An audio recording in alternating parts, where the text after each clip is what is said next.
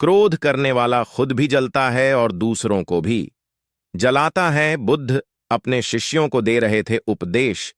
तभी एक व्यक्ति को बुद्ध की बातें अच्छी नहीं लगीं। वह उठा और बुद्ध का अपमान कर दिया। बुरी बातों को बार बार याद करने से हमारी परेशानियां बढ़ती हैं, मन अशांत होता है। इसीलिए दुख देने वाली बातों को भूलकर आगे बढ़ना चाहिए। इस संबंध में गौतम बुद्ध का एक प्रसंग प्रचलित है। गौतम बुद्ध अलग अलग क्षेत्रों में भ्रमण करते और अपने शिष्यों को उपदेश देते थे। एक गांव में वे उपदेश दे रहे थे।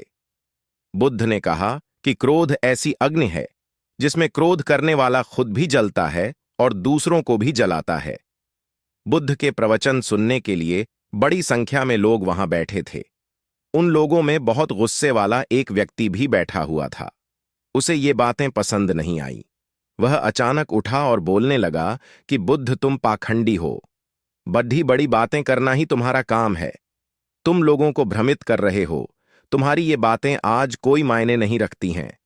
व्यक्ति लगातार बुद्ध को अपमानजनक बातें सुना रहा था। वहां बैठे सभी लोग ये देखकर हैरान थे कि बुद्ध ये सब शांति से सुन रहे थे, लेकिन कुछ बोल नहीं रहे थे। क्रोधी व्यक्ति बुद्ध को शांत देखकर और ज्यादा क्रोधित हो गया। वह बुद्ध के पास गया और उनके मुंह पर थूक कर वहां से चला गया। घर पहुंचकर क्रोधी व्यक्ति का मन शांत हुआ तो उसे अपने किए पर बहुत पछतावा हुआ। वह बुद्ध से क्षमा मांगने पहुंचा, लेकिन उस गांव से बुद्ध पड़ोस के गांव के लिए निकल चुके थे।